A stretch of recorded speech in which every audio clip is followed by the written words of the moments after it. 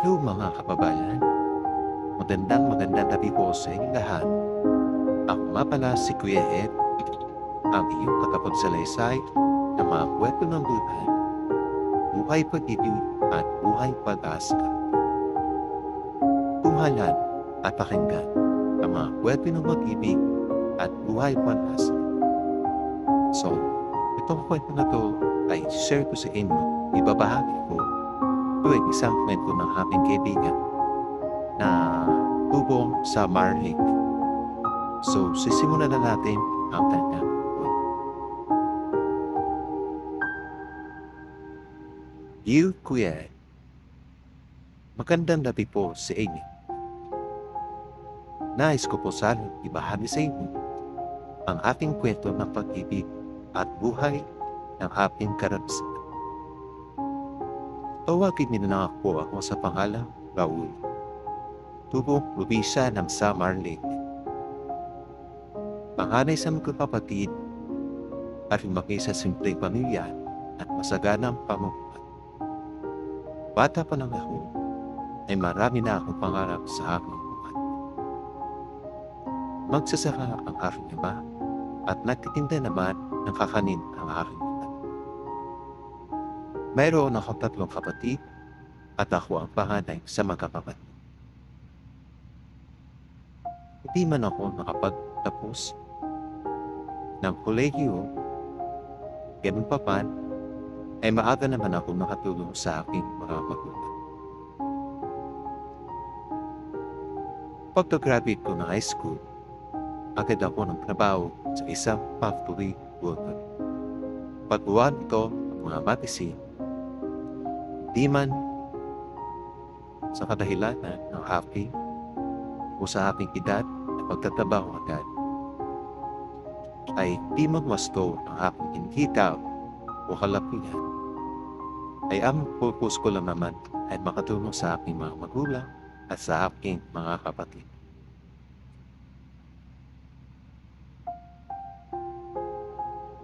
Inais ko na pagtapos ng pag-aaral muna ang aking mga kapatid bago ako makapagtapos. Dahil with na po, biyahe ang aking paraan para matulungan po ang ating mga kapatid at ang aking mga magulang sa alam kong paraan. Anong po bata pa po ako biyahe? At ako sumabak agad sa pagtatrabaho. Mahirap man, pero kailangan natin gawin para makatulong sa ating pamilya. Tumagal naman ako ng mahigit 3 taon sa aking pagtatrabaho. Masaya naman noon dahil marami akong nakikilala mga kaibigan at katrabaho sa aking pinagtatrabaho. Hindi ko namamalayan na habang ako ay nagtatrabaho at super busy sa aking ginagawa, na may problema na pala ako kakaharapin sa aking pamilya. Nabalitaan ko po yan sa aking sumunod na kapatid na may ibang lalaki daw ang aking. Di agad ako naniwala ko yan sa sinabi ng aking kapatid. Niyat po ako mismo ang makatuklas ito at para kausapin po ang aking nanay. Hanggang sa nakampirma ko na nga na may ginagawa ang aking ina. Bagamat ang aking tatay naman ay palaging lasing, gabi-gabi, at inaaway naman ang aking nanay. Hanggang sa mabot na po yan ang paghihiwalay ng aking mga magulang. At iniwan na nga kami ng aking nanay. Kinausap po ang aking ina. Dito tumutugon sa aking pakiusap.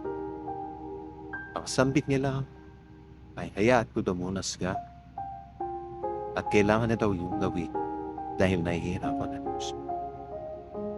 Masakit man po yan natanggapin ang ginawa ng aking nanay. Mahirap man po yan, pero kailangan natin tanggapin, kayanin, at ang pagsubok na dumarating sa ating